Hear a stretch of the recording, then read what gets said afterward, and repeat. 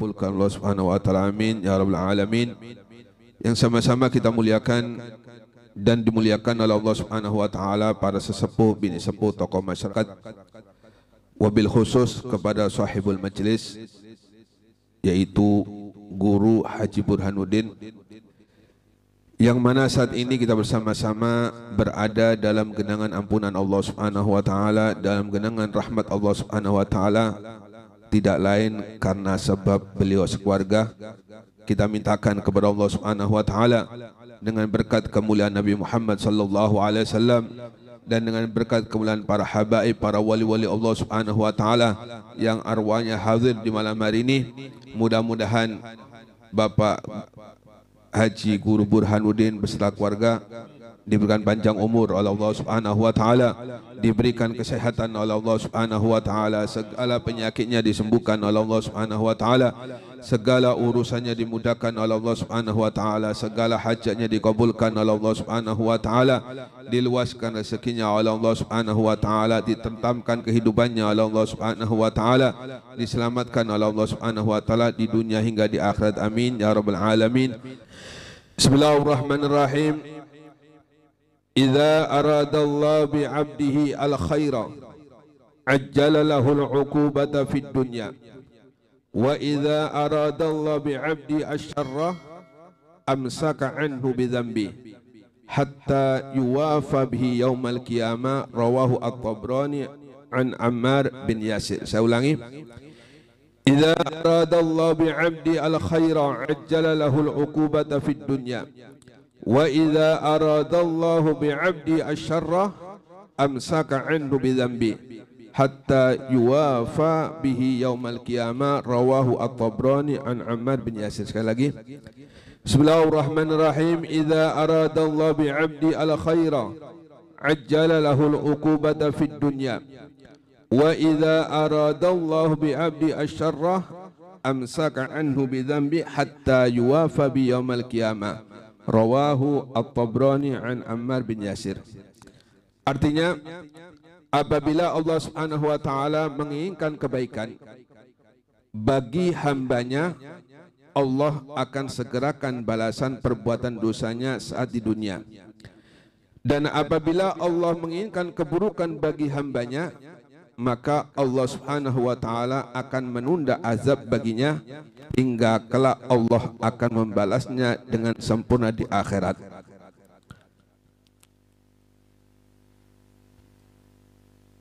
Kata Nabi, apabila Allah Subhanahu wa taala menghendaki kebaikan dari salah satu hambanya, maka Allah Subhanahu wa taala akan menyegerakan azabnya.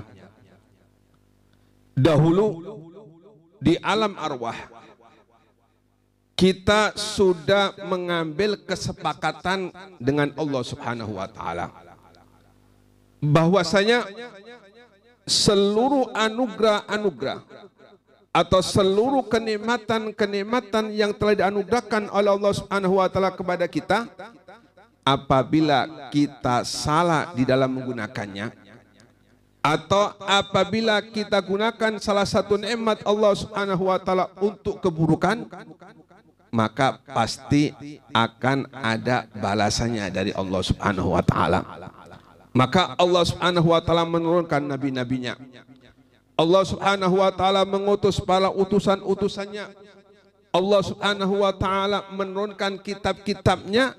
Dia ada lain tujuan dari Allah Subhanahu wa taala mengingatkan kita tentang dahulu kita pernah ada kesepakatan dengan Allah Subhanahu wa taala.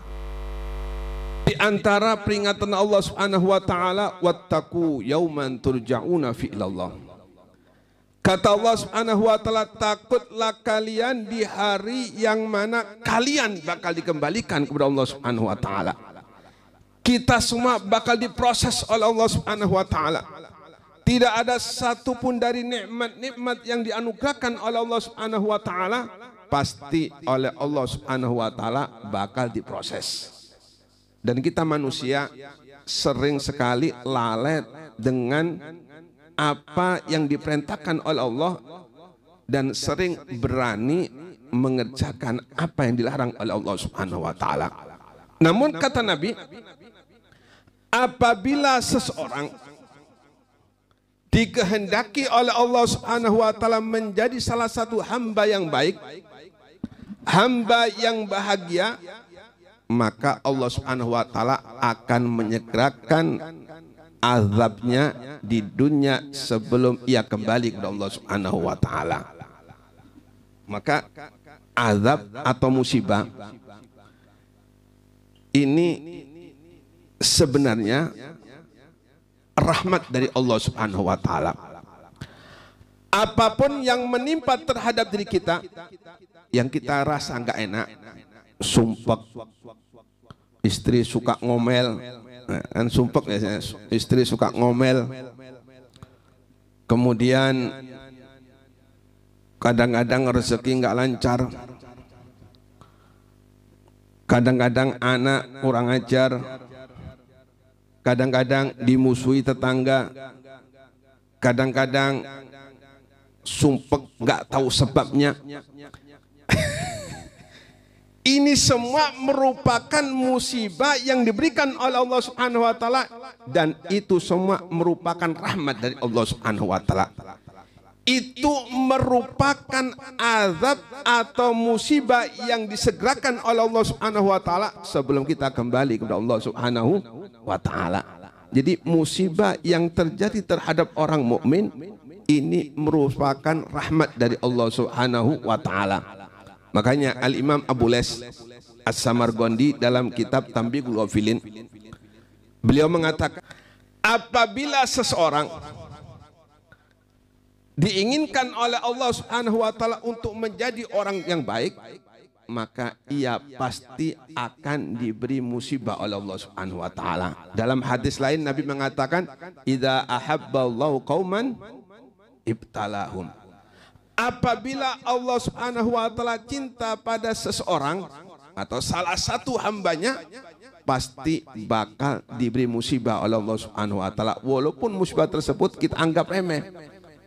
Musibah sakit gigi ini bukan tanpa ada tujuan. Tujuan dari Allah Subhanahu wa taala ini agar dosa-dosa maksiat kita diampuni oleh Allah Subhanahu wa taala, dan itu pun ada syaratnya. Syaratnya yaitu ikhlas ridho dengan apa yang menimpa terhadap diri kita. Kalau enggak ridho, maka dia akan mendapatkan dua musibah. Yang pertama, musibah itu sendiri, sedangkan yang kedua, tidak jadinya Allah Subhanahu wa taala mengangkat dosa-dosa yang kita perbuat kepada Allah Subhanahu wa taala. Allah mengatakan, man ya'mal su'an yujzabi. Siapapun yang melakukan keburukan, siapapun yang menggunakan salah satu nikmat Allah Subhanahu wa taala, ia gunakan untuk maksiat kepada Allah, yujzabi, pasti bakal dibalas oleh Allah Subhanahu wa taala. Namun tinggal balasannya di dunia apa di akhirat. Kalau balasannya diberikan oleh Allah Subhanahu wa taala di dunia, tanda orang ini termasuk orang yang dijadikan baik oleh Allah Subhanahu wa taala. Makanya ketika kita mendapatkan musibah, doa kita cuma satu, mudah-mudahan diberikan kesabaran. Para wali-wali Allah Subhanahu wa taala ketika mereka mendapatkan musibah, justru mereka senang karena itu merupakan rahmat yang diberikan oleh Allah Subhanahu wa taala. Musibah kan ada dua.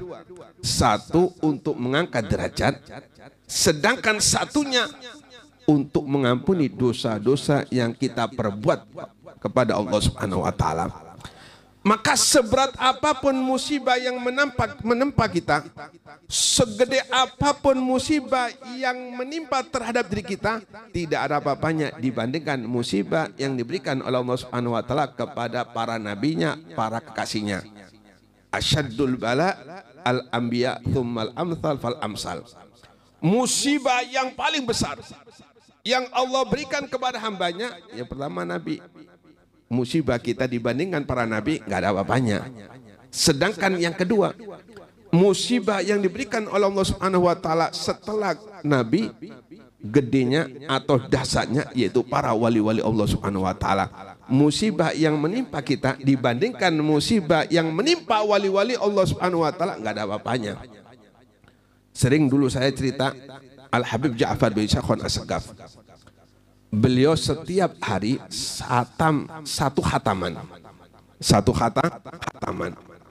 Al Habib Ja'far bin Syakhwan As-Sagaf saking indahnya melafadzkan Al-Qur'an, saking fasihnya melafadz Al-Qur'an, sampai-sampai gurunya Al Habib Muhammad Al-Muhdhar beliau mengatakan ahlan wa sahlan bi ahlil Quran wa ahlan bisalan bil Quran, dijuluki oleh Al Habib Muhammad gurunya yaitu dengan Al-Quran. Sampai saking fasenya atau indahnya bacaannya Al Habib Ja'far bin Syakhwan As-Sagaf. Al Habib Alwi bin Ali Al-Habsyi, anak pengarang Maulid Simtuduror.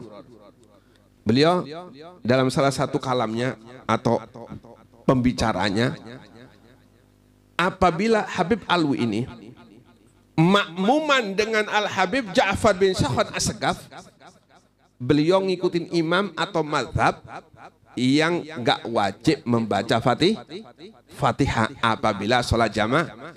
Kenapa? Saking indahnya, saking fasihnya bacaan Al Habib Ja'far bin Syakhwan As-Sagaf.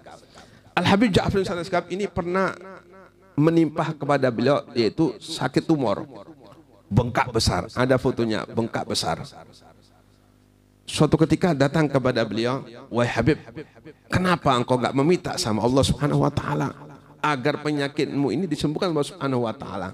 Langsung oleh beliau, penyakitnya diambil. Ini penyakit. Seandainya aku mau saat ini pasti disembuhkan oleh Allah Subhanahu wa taala. Tapi ini merupakan rahmat dari Allah Subhanahu wa taala. Dengan inilah Allah Subhanahu wa taala akan mengampuni dosa-dosaku, dan dengan inilah Allah Subhanahu wa taala akan mengangkat derajatku di sisi Allah Subhanahu wa taala. Ini hakikatnya musibah. Hakikatnya merupakan salah satu sifat rahmat Allah Subhanahu wa taala kepada hambanya. Sebab kalau enggak mengangkat derajat, mengampuni dosa. Kita banyak maksiat kepada Allah, kita banyak gunakan nikmat Allah. Kemudian ketika kita ditimpa oleh Allah Subhanahu wa taala musibah, maka tujuan dari Allah Subhanahu wa taala agar dosa-dosa kita diampuni oleh Allah Subhanahu wa taala. Yang bahaya itu dikatakan oleh Nabi Muhammad SAW, wa idza arada Allah bi 'abdi syarra amsaka anhu bidzambi. Cuma sebaliknya, apabila Allah Subhanahu wa taala mengendaki hambanya ini menjadi orang yang buruk, maka azabnya ditahan oleh Allah Subhanahu wa taala. Dia ahli maksiat kepada Allah Subhanahu wa taala, dia selalu menginjak-injak peraturan Allah Subhanahu wa taala. Dia selalu menggunakan nikmat Allah, ia gunakan untuk maksiat kepada Allah. Kok orang ini enggak ditimpa musibah oleh Allah Subhanahu wa taala? Maka hati-hati. Ini tanda-tanda orang tersebut orang yang dikehendaki buruk oleh Allah Subhanahu wa taala. Bisa jadi itu dilulu. Dilulu, kata Arabnya istidraj, dilulu atau dilanjur, kata Banjarnya dilanjur, kata bahasa Jawanya dilulu, kalau bahasa Arabnya istidraj, kalau bahasa Inggrisnya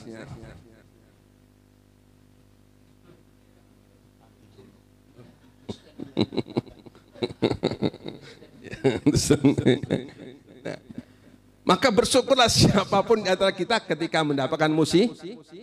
Bersyukur enggak kira-kira? Kita sakit gigi, alhamdulillah. Untung masih sakit gigi, padahal dosaku banyak kepada Allah Subhanahu wa taala. Dicaci maki orang, alhamdulillah, untung masih caci maki orang, padahal dosaku sangat berat sekali.